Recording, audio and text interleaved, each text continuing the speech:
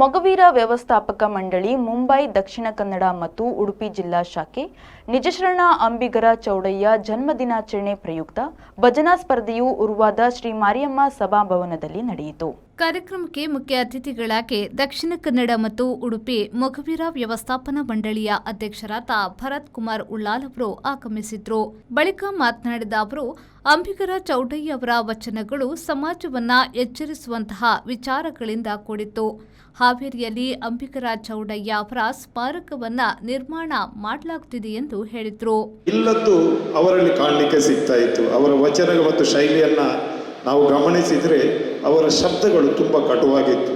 ಅದರಲ್ಲಿ ಮುಖ್ಯವಾಗಿ ಕೇಳಿರಯ್ಯ ಮಾನವರೇ ಅಂತ ಮಾನವ ಕುಲವನ್ನು ಎಬ್ಬಿಸುವ ಮಾತು, ಶೀಲದಲ್ಲಿ ಸಂಪನ್ನರಾದವರೊಂದು ಕೆರಳಿಸುವ ಮಾತು, ಕೇಳಿರೋ ನನಗೊಬ್ಬ ರಂಜಲು ಸೇರದೆಂದು ಸುಚಿತನದಲ್ಲಿ ಬದುಕುವ ಬರಿಯ ಮಾತಿನ ಭಂಜಕರು ನೀವು ಕೇಳಿರೋ ಅಂತ ಸಮಾಜವನ್ನು ಎಚ್ಚರಿಸುವಂಥ ಮಾತುಗಳಿಂದ ಅವರು ಕೆಲವು ವಚನಗಳನ್ನು ಬರೆದಿದ್ದಾರೆ.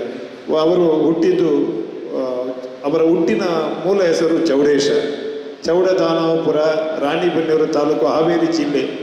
ನಮ್ಮ ಮಂಗಳೂರು, ಹೆಚ್ಚಿನಾಗಿ ಮಂಗಳೂರಿನ ಸಮಾಜ ಸೇರಿ ಇದರಿಂದಾಗಿ ಅಲ್ಲಿ ಒಂದು ಈಗ ಸುಮಾರು ಒಂದು 12 ಕೋಟಿ ರೂಪಾಯಿ ಅಂತ ಒಂದು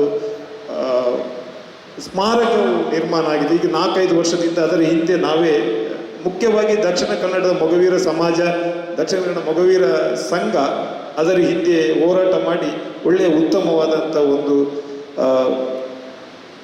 ಸ್ಥಳವನ್ನು ಅಲ್ಲಿ ನಿರ್ಮಿಸಿ ನೀವು ಹೋಗುವಾಗ ಅಲ್ಲಿ ಕಾಣಬಹುದು. ಈ ಸಂದರ್ಭದಲ್ಲಿ ಮೂಡಬಿದ್ರೆ ಆಳ್ವಾಸ್ ಪದವಿ ಪೂರ್ವ ಕಾಲೇಜಿನ ಕನ್ನಡ ಉಪನ್ಯಾಸಕಿ ಡಾಕ್ಟರ್ ಸುಲತಾ ಹೆಬ್ರಿ, ಕನ್ನಡ ಮತ್ತು ಸಂಸ್ಕೃತಿ ಇಲಾಖೆಯ ಸಹಾಯಕ ನಿರ್ದೇಶಕರಾದ ರಾಜೇಶ್ ಜಿ ಮತ್ತಿತರರು ಉಪಸ್ಥಿತರಿದ್ದರು.